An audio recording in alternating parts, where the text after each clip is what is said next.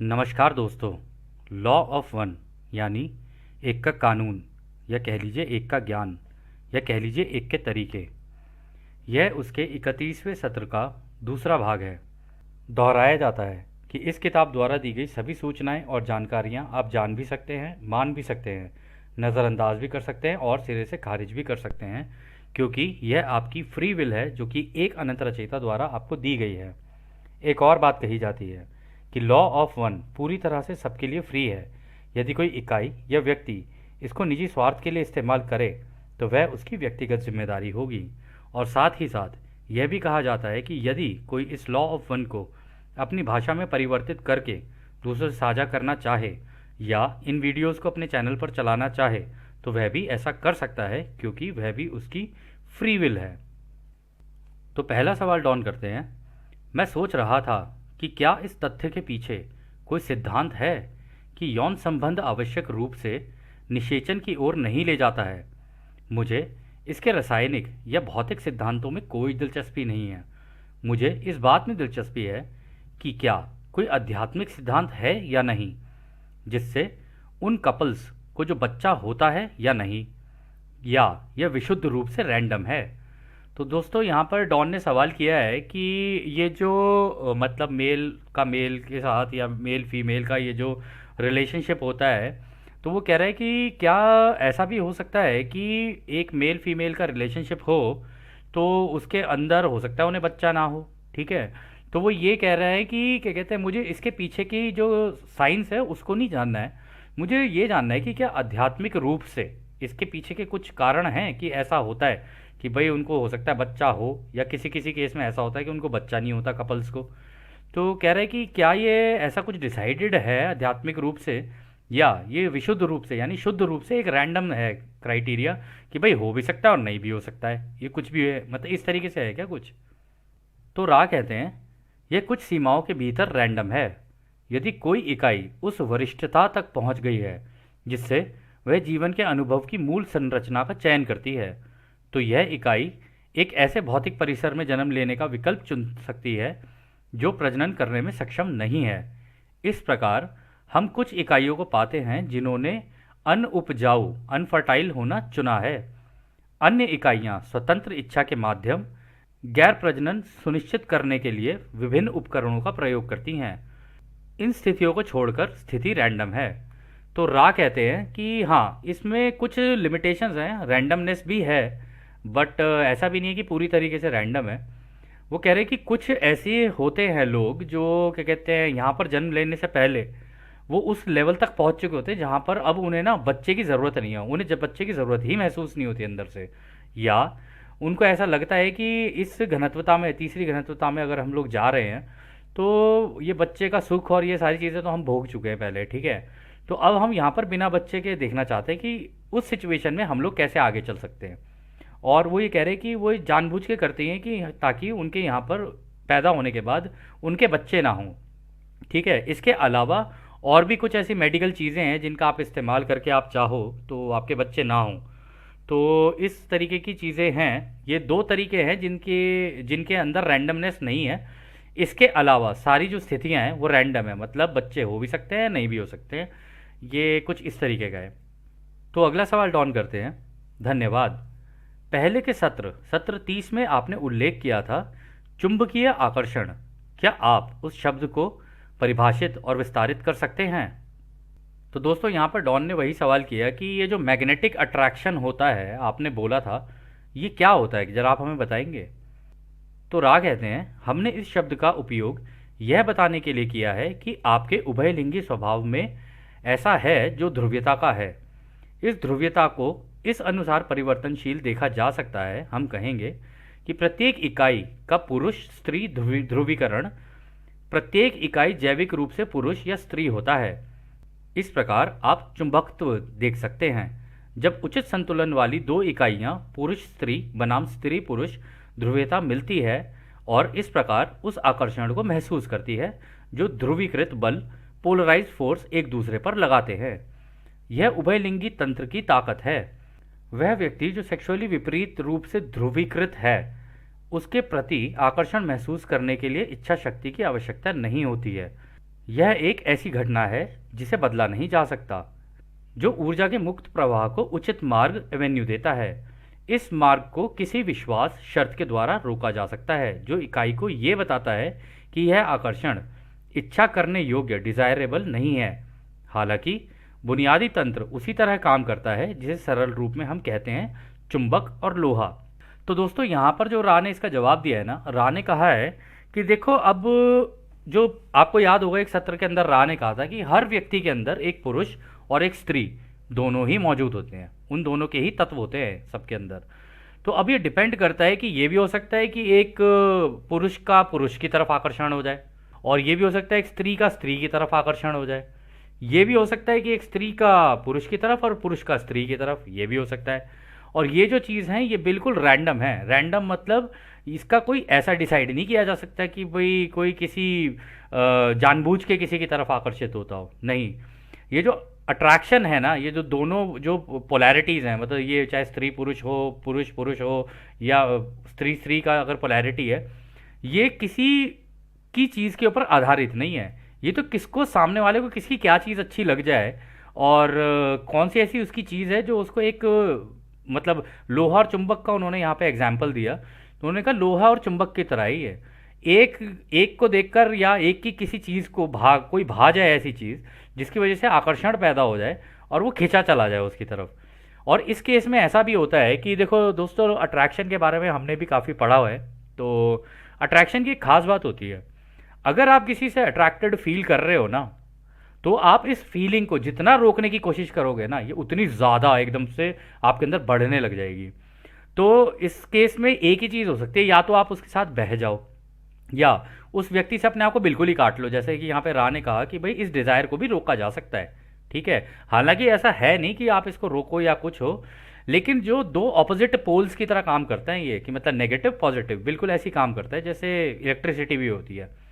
तो इस तरीके से ये होता है कि अब क्या किसी की कोई चीज़ अच्छी लग जाए, कहा नहीं जा सकता, लेकिन अट्रैक्शन काम ही ऐसे करता है। और अट्रैक्शन के बारे में एक और चीज़ बोली जाती है, बोली क्या जाती है, ये बिल्कुल देखा भी गया है और ये प्रैक्टिकल भी है, कि अट्रैक्शन ना कभी भी सेंसिबल नहीं होता है। मतलब अट्रैक्शन को लॉजिक और रीजनिंग कभी समझ नहीं आती है। वो हो गया तो वो हो गया, ऐसा नहीं है कि वो आपके लॉजिक और रीजनिंग चलेंगे वहाँ पे काम करेंगे। लॉजिक और रीजनिंग वहाँ पर बिल्कुल ज़ीरो हो जाते हैं, क्योंकि ये बिल्कुल लोहे और चुंबक की तरह है कि अगर एक दूसरे की उसमें आ गए ना, विसिनिटी के अंदर, एक दूसरे के आमने सामने या आसपास आ गए या बात कर रहे हैं, कुछ भी है, तो ये चीज़ रोकी नहीं जा सकती। ये फिर तो ये तो होनी होनी है दोनों के बीच में, ठीक है ना। और ये जो पोलैरिटी होती है ना, ये ऐसी होती है कि हो सकता है फीमेल के अंदर ऐसा हो कि उसको एक पर्टिकुलर इस तरीके का मर्द है जो उसको पसंद है, तो या उसको उस मर्द के अंदर वो सारी चीज़ें दिख रही हैं जो वो अपने अंदर भी महसूस कर रही है उन चीज़ों को, तो वो उससे खिंच जाएगी। ये भी हो सकता है कि एक मर्द है, उसको एक फीमेल है, उसको वो देख रहा है या उससे बात कर रहा है, कुछ भी कर रहा है, उसके अंदर की चीज़ें उसको ऐसी लगने लग जाएगी जैसे अरे ये तो मेरी चीज़ें ही हैं, ठीक है। तो वो एक दूसरे की तरफ खिंचाव महसूस कर सकते हैं। तो ये जो अट्रैक्शन है ना, इसी तरीके से काम करता है। और ऐसा भी हो सकता है कि एक मेल और मेल, वो दोनों एक दूसरे के अंदर एक दूसरे की फीमेल्स को समझ जाएं। अब आप सोच रहे होगे कि मेल मेल हैं लेकिन एक दूसरे की फीमेल्स को, हाँ, उन मेल्स के अंदर जो फीमेल वाला पार्ट होता है वो एक दूसरे को अट्रैक्ट करता है, ठीक है। और सेम तरीके से फीमेल्स जो होती है ना, उनके अंदर जो मेल्स वाला कंपोनेंट होगा वो एक दूसरे को अट्रैक्ट करेगा। इस वजह से उनका उधर होता है, इनका इधर होता है। इस केस में जो मेल और फीमेल वाला है, इसमें दोनों का ऑपोजिट होता है, ठीक है। तो ये हालांकि अट्रैक्शन एक ऐसी चीज़ है कि इसको समझा नहीं जा सकता है और इसकी कोई सेंस भी नहीं होती है। इसलिए आप लोगों ने देखा भी होगा कि कई रिलेशनशिप में आपने देखा होगा कि दो कपल होते हैं साथ में, आप देखोगे कहोगे यार इन लोगों का तो कोई मैच ही नहीं बन रहा है, लग ही नहीं रहा हमें इनका कोई मैच है। लेकिन ये आपको या हमको बाहर खड़े होकर ऐसा लगता है कि इनका कोई मैच नहीं है, लेकिन अंदर ही अंदर वो दोनों केवल एंटिटीज जानती है कि उनको एक दूसरे की कौन सी चीज़ अच्छी लगती है, या वो कौन सी चीज़ है जिसकी वजह से खिंचाव हुआ, और उस खिंचाव के कारण दोनों लोहे और चुंबक की तरह एक दूसरे से जाके चिपक गए। अब भैया प्रेम में तो कहते हैं प्यार तो अंधा होता है, प्यार अंधा नहीं होता, इसके पीछे एक ये रीज़न है। ये जो क्रिएटर की जो फील्ड्स है ना, इसके अंदर ही ये सारी की सारी पोलैरिटीज़ हैं, मतलब ये नेगेटिव पॉजिटिव फोर्सेस हैं। लेकिन ये नेगेटिव पॉजिटिव उस सेंस में नहीं है कि कोई अलग है या कुछ वैसा है, नहीं, ये फोर्स फील्ड है। इस फोर्स फील्ड के अंदर किसको क्या अच्छा लग जाए ना पता नहीं चल सकता, उसके कारण हो जाता है ये। तो अगली बार से अगर आपसे कोई ये बोले कि प्यार अंधा होता है, तो उसका ये वाला सेशन आप दे सकते हैं कि उनको बता देना कि प्यार अंधा नहीं होता है, बस ये होता है कि वो अट्रैक्शन की वजह से हो जाता है। और अट्रैक्शन एक ऐसी चीज़ है, उसके बीच में अगर कोई आने की कोशिश भी करेगा ना, तो आपने देखा भी होगा, प्यार करने वाले कभी डरते नहीं, जो डरते हैं वो प्यार करते नहीं। तो कहानियाँ तो बहुत सुनी हम लोगों ने, लेकिन उसका मूल कारण ये है। तो खैर अगला सवाल डॉन करते हैं। हमारे पास अब जन्म लेने वाली इकाइयों की बढ़ती संख्या से यह प्रतीत होता है जिनका झुकाव इस संबंध में समलैंगिक है। क्या आप उस अवधारणा को समझा सकते हैं और विस्तारित कर सकते हैं? तो डॉन ने भी वही सवाल किया कि हमारे यहाँ पर अब इस धरती के ऊपर ऐसा हो रहा है कि मेल और मेल वाला, फीमेल और फीमेल वाला, कह रहे ये बढ़ता जा रहा है कि आप इस तरीके की जो अवधारणा लोगों की बन रही है, मेल्स की मेल्स को लेके, फीमेल्स की फीमेल्स को लेके, क्या आप इसको थोड़ा सा विस्तार में हम लोगों को समझा सकते हैं? तो रा कहते हैं इस स्थिति में इकाइयों को इस तथ्य के कारण बहुत अधिक विकृति का अनुभव होता है कि उन्होंने जैविक पुरुष और जैविक स्त्री के रूप में कई जन्मों का अनुभव किया है। यह सुझाव नहीं देता है कि आप अपने मौजूदा जीवन में समलैंगिकता को क्या कहते हैं। यह आपके ग्रह क्षेत्र की कठिन कंपनात्मक वाइब्रेटरी स्थिति के लिए नहीं था। आप इसे अपने अधिक आबादी वाले देशों में अपने भीड़ भाड़ वाले शहरी क्षेत्रों के बीच महान आभा ऑरा का उल्लंघन कह सकते हैं। जैसे कि आप अपने ग्रहों की सतह के हिस्से हैं। इन परिस्थितियों के कारण ये कश्मकश पैदा हो जाता है। तो दोस्तों पता है क्या बोल रहे हैं यहाँ पे? कह रहे कि ये उन लोगों के बीच में होता है जैसे जो मेल्स होंगे, उन्होंने कई जन्म ऐसे ले लिए कि वो कई जन्मों में मेल्स ही बने, और जो फीमेल्स होती हैं उनके साथ ये इसलिए होता है क्योंकि वो कई जन्मों में फीमेल्स बनी। तो यहाँ पर आके उन लोगों ने ले ली ऑपोजिट पोलैरिटी, यानी कि जो अब वो पीछे से चलते हुए आ रहे थे मेल और यहाँ के बन गए फीमेल, पीछे से चलते आ रहे थे वहाँ से फीमेल और यहाँ आगे बन गई मेल। ठीक है, तो यहाँ पर कह रहे हैं कि उसके कारण ये हो रहा है। ऊपर से इस तरीके की चीज़ें आपके यहाँ पर ज़्यादा वहाँ देखी गई हैं, जैसे आपके घनी आबादी वाले जगहें हों वहाँ पर ऐसा हो सकता है। और उसका कारण ये होता है कि जहाँ पर लोग होते हैं ना, वहाँ का जो कंपनता होती है, जहाँ ज़्यादा लोग होंगे ना, वहाँ की कंपनता ना आपस में एक दूसरे के साथ मतलब घुलती मिलती रहती है। उसका कारण ये है क्योंकि सोच जो है ना वो होती है जो इस कंपनता का को दर्शाती है, या वो ही कंपनता है जो इस हमारे पूरे माहौल के अंदर रहती है। तो अब कुछ नहीं कहा जा सकता कि उस केस के अंदर ना उनकी कंपनता उस कंपनता से मैच नहीं कर रही होती है। तो भीड़ भाड़ वाले और इस तरीके की चीज़ें जो पहले से ही चली आ रही हैं, इसलिए आप लोगों ने ये मेल मेल और फीमेल फीमेल वाला जो ये इस तरीके के रिलेशनशिप्स होते हैं, इसके अंदर आपने देखा भी होगा, उनको इस तरीके के लोगों के बीच में उठना बैठना भी पसंद नहीं होता जहाँ पर मेल फीमेल रिलेशनशिप ज़्यादा होते हैं ये वो। हालांकि उनकी उनसे बनती है, वो सही है, लेकिन उनको ज़्यादा ऐसे जगह पर रहना पसंद नहीं होता है। उन्हें अकेलापन और ये वो एक दूसरे के साथ इस तरीके से रहना पसंद होता है, क्योंकि उन्हें पता है कि यहाँ पे उनकी आज़ादी का उल्लंघन हो रहा है।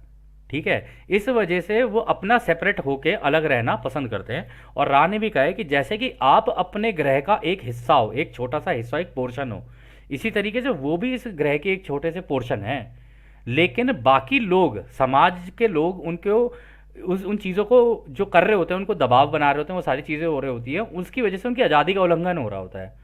तो उस आज़ादी के उल्लंघन को देखते हुए उनके अंदर और फ्रस्ट्रेशन आ जाती है, और फ्रस्ट्रेशन आने की वजह से फिर वो अपने जैसे लोगों को ढूंढने की कोशिश करते हैं। और जब वो अपने जैसे लोगों को ढूंढने की कोशिश करते हैं जिनके साथ उनका हो गया, मतलब मैच कर गया, वहाँ पर वो अपना कर लेते हैं।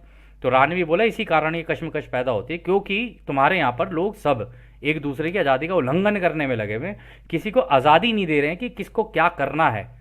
जो करना है वो उसकी आज़ादी है। इस वजह से उन लोगों की इस तरीके की स्थिति यहाँ पर पैदा हो जाती है। तो खैर अगला सवाल डॉन करते हैं, जनसंख्या की घनत्वता इन कश्मकशों को क्यों पैदा करती है? तो कहते हैं उभयलिंगी प्रजनन इच्छा का लक्ष्य न केवल सरल प्रजनन कार्य है, बल्कि विशेष रूप से दूसरों की सेवा करने की इच्छा इस गतिविधि से जागृत होती है। अत्यधिक भीड़ भाड़ वाली स्थिति में जहाँ प्रत्येक इकाई दूसरों के लगातार संपर्क में होने के कारण यह समझ में आता है कि जो लोग विशेष रूप से संवेदनशील हैं वे दूसरों की सेवा की इच्छा करने की इच्छा महसूस नहीं करते हैं। इससे इच्छा की कमी या रेड रे प्रजनन ऊर्जा की रुकावट की संभावना भी बढ़ जाती है। तो दोस्तों यहाँ पर रा कह रहे हैं कि देखो ये जो होते हैं ना, ये मेल और ये फीमेल फीमेल वाले जो होते हैं, इनको दूसरों की सेवा करना बहुत पसंद है। और अगर आप लोगों इस तरीके के लोगों से मिलोगे ना, तो आप देखोगे भी ये बड़े हॉस्पिटैलिटी और ये सारी चीज़ें इन लोगों की बहुत होती हैं। मतलब आप कभी इनसे मिल के देखोगे तो आपको ऐसा लगेगा ये बहुत अच्छे से ट्रीट करते हैं आपको। ठीक है, ये इनका नेचुरल बिहेवियर है। लेकिन यहाँ पे क्योंकि उनकी आज़ादी का उल्लंघन हो रहा होता है, तो उनका जो रेड रे यानी रूट चक्र है ना, उसके अंदर रुकावटें आने लग जाती हैं, क्योंकि दबाव बाहर से पड़ रहा होता है, आज़ादी का उल्लंघन हो रहा होता है। उस कारण क्या होता है कि फिर वो अपने जैसा कोई ढूंढ के फिर उसके साथ निकलने की कोशिश करते हैं कि हमें रहना ही नहीं है ऐसी जगह पर जहाँ पर लोग हमारी आज़ादी का उल्लंघन करें।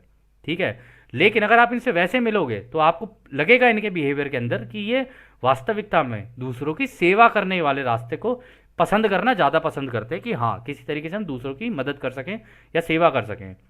इवन जिस रिलेशनशिप में भी होते हैं ना, वो चाहे वो मर्द का मर्द के साथ हो, औरत का औरत के साथ हो, उसमें भी दोनों की फीलिंग यही रहती है कि हम एक दूसरे की सेवा दे रहे हैं, एक दूसरे को सेवा दे रहे हैं। अब इसको आप लोग कैसे भी ले सकते हैं, लेकिन राख ने तो यही कहा है यहाँ पर। फिर आगे वो कहते हैं बिना भीड़ भाड़ वाले माहौल में वही इकाई अकेले रहने के कारण उत्तेजना के माध्यम से किसी ऐसे इकाई की तलाश करने की अधिक इच्छा रखता है जिसके लिए यह सेवा हो सकती है, और इस प्रकार यौन प्रजनन की क्रिया नियमित हो सकती है। तो वो कह रहे हैं कि इसके कारण ये भी हो सकता है कि उनको इस तरीके के लोगों के अंदर दो चीज़ें होती हैं। एक तो वो अकेले भीड़ भाड़ वाले इलाकों से दूर रहना पसंद करते हैं, ज़्यादा भीड़ भाड़ में रहना पसंद नहीं करते।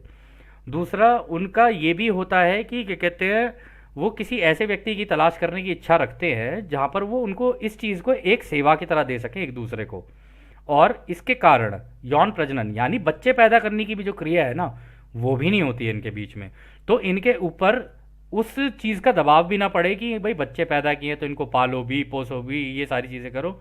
उन चीज़ों से भी इनको एक तरीके से नहीं चाहिए होती है, क्योंकि वो पहले ही इतने एडवांस हो चुके होते हैं इस जन्म से पहले। उनका एडवांसमेंट लेवल बहुत ज़्यादा होता है, वो इतने बार मर्द बन चुके हैं, इतनी बार औरत बन चुके हैं, वो सारे ये सारे अनुभव बच्चे पैदा और ये बच्चे पालना और ये सारे अनुभव करके आ चुके होते हैं वो। तो फिर जब वो यहाँ पर आ जाते हैं ना, तो यहाँ पर उनको ये बच्चे नहीं चाहिए होते। इस कारण भी ये भी एक वो एक कारण है मेन जिसकी वजह से इस तरीके के जो लोग होते हैं वो अलग अलग गुटों में या अलग अलग रहना पसंद करते हैं। तो अगला सवाल डॉन करते हैं, मोटे तौर पर एक पुरुष इकाई को पिछले कितने जन्म लेने होंगे ताकि एक महिला के रूप में जन्म लेने पर उसका झुकाव समलैंगिकता की तरफ होना चाहिए? बस मोटे मोटे तौर पे अगर बता सके तो बता दें। तो रा कहते हैं अगर कोई इकाई मोटे तौर पर एक ही तरह के यौन जैविक शरीर परिसर में लगभग 65% जन्म लेती हैं और इसके वर्तमान शरीर परिसर विपरीत ध्रुवीयता की है, यह इकाई आपके शहरी क्षेत्रों के आभा उल्लंघन के प्रति संवेदनशील है, तो शायद वो इकाई समलैंगिक प्रकृति की हो सकती है। तो वो ये कह रहे कि अगर कोई व्यक्ति इससे पहले मान लो मर्द का अगर उसमें शरीर में रहा है वो, और 65% ज़्यादा मतलब जितने उसके जन्म हुए हैं उनके अंदर 65% अगर ऐसा हो गया है, तो फिर इसका मतलब अब इस जन्म के अंदर फिर वो औरत का रूप लेके आएगा और इस तरीके के समलैंगिक संबंध में रहेगा। और अगर कोई औरत है उसका भी 65% इस तरीके का हुआ है, तो यहाँ आके मर्द बन जाएगी और मर्द बन जाएगा और उसका भी इस तरीके का झुकाव होगा।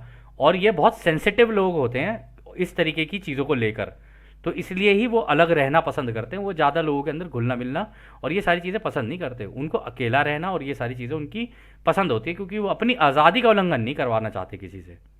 जबकि ये है कि ये सारी चीज़ें ये सारे कैटलिस्ट वो पहले ही लगा के आए होते हैं अपनी ज़िंदगी के अंदर, ये भी माध्यम होते हैं, ये उनके माध्यम है। तो आगे खैर रा कहते हैं इस मोड़ पर यह ध्यान दिया जाना चाहिए, हालांकि यह काफ़ी कठिन है। इस प्रकार के संबंध में यह संभव है कि एक इकाई दूसरे के प्रति वफादारी और गैर यौन प्रकृति के ईमानदार हरे किरण प्रेम के लिए महान सेवा करे, इस प्रकार अपनी यौन दुर्बलता की विकृतियों को समायोजित या कम कर सके। तो देखो यहाँ पर उन्होंने ये बोला है, हालांकि इस बात पे ध्यान देना चाहिए और ये मुश्किल भी है कि इस प्रकार के जो संबंध होते हैं ना, उनके अंदर ऐसा हो सकता है कि एक दूसरे के प्रति वफादारी निभाना थोड़ा सा मुश्किल भी हो या कुछ ज़रूरत से ज़्यादा भी हो जाए। दोनों चीज़ें मुश्किल भी हो सकती हैं और ज़रूरत से ज़्यादा भी हो सकती हैं। और ये भी हो सकता है कि एक के बाद दूसरा पार्टनर चेंज, दूसरे के बाद तीसरा पार्टनर चेंज, ऐसे भी हो सकता है इस केस के अंदर। लेकिन क्योंकि इनकी ये इच्छा होती है कि हमें दूसरे की सेवा करनी है, तो उस कारण से ये जब इनको लगता है कि एक जगह पे मैं सेवा दे रहा हूँ और वहाँ पर मेरी सेवा की वैल्यू नहीं हो रही है, फिर वो निकल के आगे चला जाएगा। यहाँ पर भी मेरी सेवा की वैल्यू नहीं हो रही है तो फिर वो निकल के आगे चला जाएगा। तो कह रहे हैं कि इस तरीके की प्रकार की यौन दुर्बलता, इसको दुर्बलता ही बोलेंगे एक तरीके की।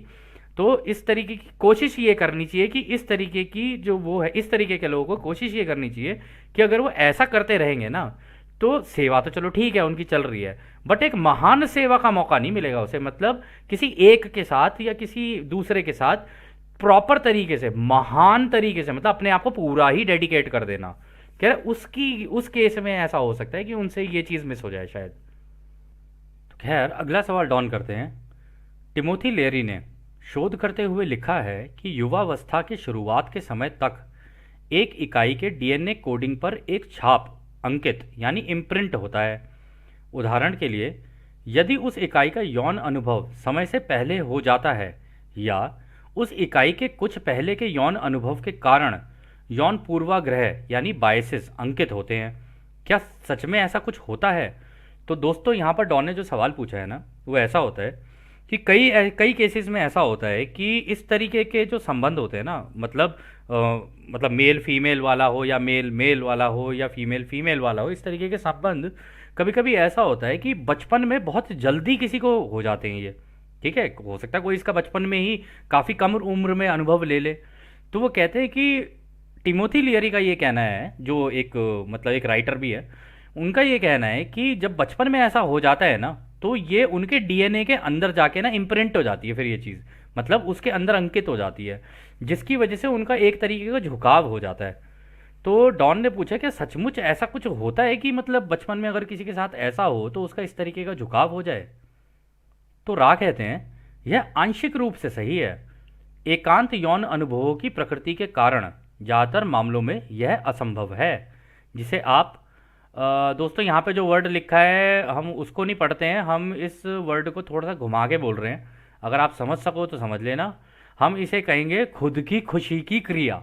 ठीक है, अब आप समझ लेना ये खुद की खुशी की क्रिया क्या होती है। ठीक है, ये वो क्रिया होती है जिससे आप अपने आप को खुद ही खुश कर लेते हो। ठीक है, हमने वैसे ही बता दिया आपको। तो इसमें वो कहते हैं ज़्यादातर मामलों में यह असंभव है जिसे आप खुद की खुशी की क्रिया कहते हैं। बाद के अनुभवों पर उसका प्रभाव अंकित होता है। इस तरह की क्रिया के साथ यह भी सच है जिन्हें इस आयु वर्ग के लोगों में समलैंगिक के रूप में देखा जा सकता है। ये अक्सर जिज्ञासा में किया गया एक निर्दोष प्रयोग होता है। तो दोस्तों राय यहाँ पर ये कह रहे हैं कि देखो बचपन में एकांत में बच्चे हो सकता है कि इस तरीके की कोई क्रिया करते हों जिसको अभी हम लोगों ने बोला खुद की खुशी की क्रिया, क्योंकि वो अपने आप को समझने की कोशिश कर रहे होते हैं, अपने अंदर उनके बदलाव हो रहे होते हैं। तो उस वजह से हो सकता है कि बचपन में उन बदलावों के कारण ये भी हो सकता है कि उनका आकर्षण किसी मेल का मेल की तरफ हो जाए, किसी फीमेल का फीमेल की तरफ हो जाए, या किसी मेल फीमेल के बीच में हो जाए। लेकिन ये कम उम्र में होने के कारण हो सकता है कि इससे बायस हो जाए। लेकिन रा ने कहा ये केवल आंशिक रूप से सही है, ऐसा नहीं है। बड़े होते तक कुछ भी हो सकता है, बड़े होते तक ये भी हो सकता है उनकी पोलैरिटी बिल्कुल ही चेंज हो जाए। और इसमें भी उन्होंने कहा है कि इसको आप एक तरीके से समलैंगिक रूप में देख सकते हो। और इसका कारण जो उन्होंने बताया, उन्होंने कहा ये था कि जिज्ञासा। और रा ने ये भी बोला है कि ये निर्दोष प्रयोग होता है। निर्दोष मतलब उन्हें थोड़ी ना पता है, वो तो अपने आप को जानने की कोशिश कर रहे हैं बचपन में कि भाई मेरे अंदर ये बदलाव आ रहे हैं, मेरे अंदर ये सारी चीज़ें हो रही हैं। एक बच्चा बेचारा प्यूबर्टी से गुजरता है, वो सारी चीज़ें चल रही हैं उसकी, तो अब वो किस दिशा में निकल जाए उसको हम लोग, क्योंकि हम लोग बड़े होते हैं तो हम लोग ये सोचते हैं कि अरे रे ये तो समाज के हिसाब से गलत है। लेकिन यहाँ पे राह कह रहे हैं वो एक निर्दोष प्रयोग है। अभी वो जानने की कोशिश कर रहा है कि भैया मैं मेरी मेरी पोलैरिटी क्या है, ये जो मेरे अंदर बदलाव आ रहे हैं तो क्यों आ रहे हैं मेरे अंदर। तो ऐसे में उसको उस टाइम पर सही गाइडेंस मिल जाए तो ठीक है, सही गाइडेंस या गलत गाइडेंस तो नहीं कहा जा सकता। लेकिन अगर वो अपने माँ बाप से खुलकर, या तो माँ बाप ऐसे हों कि भाई अपने बच्चे से खुलकर बात कर सकें, तो बच्चा भी खुलकर उन्हें बता सके कि भाई मेरे अंदर इस तरीके के बदलाव आ रहे हैं, ठीक है ना, तो माँ बाप उसको मदद कर सकते हैं। अब जब माँ बाप नहीं होंगे, अगर उस तरीके के हैं कि घर के अंदर सारा ही माहौल ऐसा है कि हर चीज़ भाई हर चीज़ छुपा छुपा के करोगे, बच्चा खुल ही नहीं पाएगा कभी। और जब वो खुलेगा नहीं तो उस केस में फिर वो बाहर ढूंढेगा ये चीज़ें। अब बाहर जाएगा तो कुछ भी हो सकता है, मेल फीमेल भी हो सकता है, मेल मेल भी हो सकता है, फीमेल फीमेल भी हो सकता है, क्योंकि वो तो एक्सप्लोर करेगा ही करेगा, जानने की जिज्ञासा है ही उसके अंदर। तो इस वजह से उन्होंने कहा कि ऐसा नहीं है कि कोई है, मतलब इसके जो पीछे का जो मूल कारण है वो है जिज्ञासा। फिर आगे रा कहते हैं, हालांकि यह काफ़ी सटीक है कि पहला अनुभव जिसमें कोई इकाई दृढ़ता इंटेंसली से शामिल है, वास्तव में वही उस इकाई के उस जीवन के अनुभव के लिए उस तरह की वरीयताओं का एक सेट अंकित हो जाएगा, यानी कि उसका झुकाव उसी तरफ हो जाएगा। तो रा भी यही कह रहे हैं कि हालांकि ये कहना बिल्कुल सटीक है कि अगर बचपन में इस तरीके के अनुभव उसके बहुत ही ज़्यादा इंटेंस हो गए, मतलब बहुत ही ज़्यादा भीषण हो गए, भीषण का मतलब कि उसको यही अच्छा लगने लग गया बचपन में, तो उसका झुकाव फिर उसी तरफ हो जाएगा। और वो इसको डीएनए के अंदर तो नहीं कह सकते कि उसके डीएनए में इम्प्रिंट हो गया है, लेकिन ये कहा जा सकता है कि उसकी वजह से उसका झुकाव उस तरफ हो गया है, क्योंकि उसका अनुभव उस तरीके का हो गया, और हो सकता है उसको वो अनुभव बहुत अच्छा लगे, इस वजह से उसका झुकाव वहाँ हो जाए। तो खैर दोस्तों, इस सत्र को भी अभी हम यहीं समाप्त करते हैं, और जैसा कि राह हमेशा कहते हैं, अब हम आपको उस एक अनंत रचयिता के प्रेम, उसकी रोशनी, उसकी शक्ति और उसकी शांति में छोड़कर चलते हैं। आदने हमारे दोस्तों, आदने वासु। धन्यवाद।